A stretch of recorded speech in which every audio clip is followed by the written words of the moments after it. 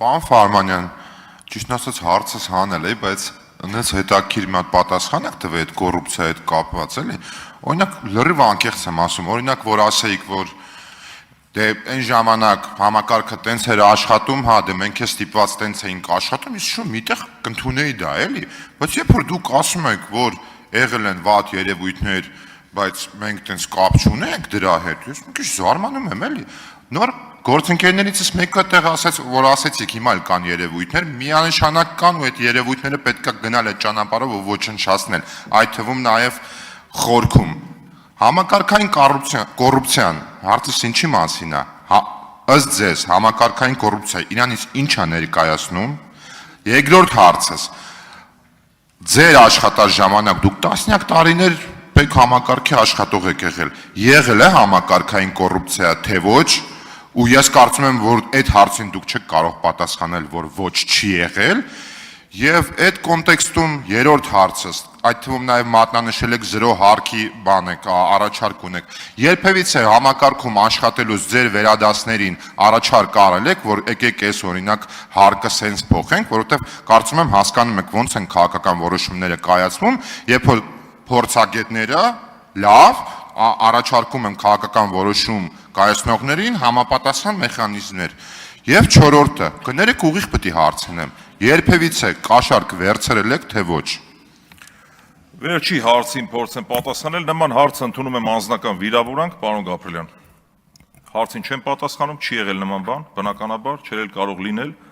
Ուզում եք հավատացեք, ուզում եք չէ, ամենայն անկեղծությամբ եմ ասում, իմ դաստիարակությունը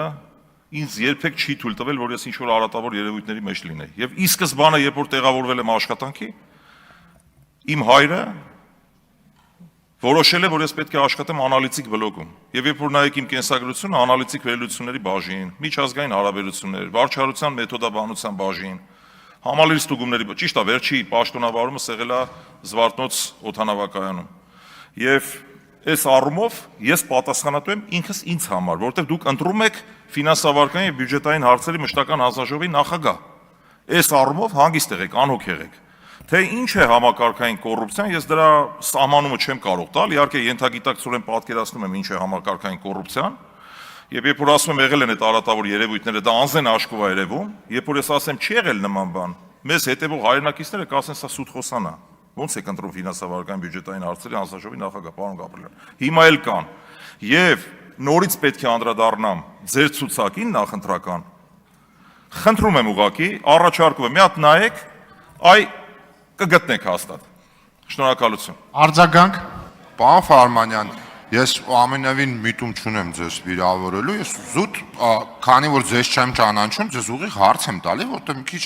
ես չեմ պնդում, որ դուք վերցրեք, ես հենց ակնկալում եմ, որ դուք պետք է ասեք ոչ, չեմ վերցրել, ես դա եմ ակնկալում ձեզանից, որպես նաև ընտրվող մարդ ապագայում, բայց խնդիրը հենց դրա մեջ է, համակարգային կոռուպցիան փորձեմ հասցնեմ հակիրճ նկարագրել ոնց աշխատում, առավել եւս, որ նաև դուք միտված եք լինելու ձեր ապագա աշխատանքով համակարգային կոռուպցիայի հիմքերը քանդել, իսկ համակարգային կոռուպցիայի հիմնական հիմքը դա լղոզված մեկնաբանություն տեղ տվող օրենսդրությունն է եւ իրավական ակտերն են, որոնք որ հնարավորություն են տալի պաշտոնյաներին, որպիսի այնտեղ որտեղ որ կան չափորոշիչներով որոշումներ պետք է կայացվեն, պաշտոնյանն է որոշում եւ վերջին ստորագրությունը իրանն է, տենց է համակարգային կոռուպցիայի հիմքը, իսկ հիմքը գնում է դեպի վերև, օրինակ դեպի Ավետիսյան Արմենն է գնում հիմքը ժամանակին, ես ենթադրում եմ, որ տենց եղել ու վստահ եմ, որ ճիշտ եմ, բայց ես այնուամենայնիվ բավարարված եմ ձեր պատասխանով, շնորհակալ եմ։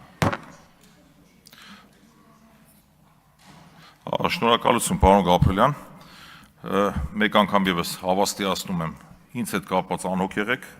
այո, ես իմ ջանքերը ներդնելու եմ, ամեն ինչ անելու եմ, որ Հայաստանի քաղաքացու բարեկեցությունը ավելանա,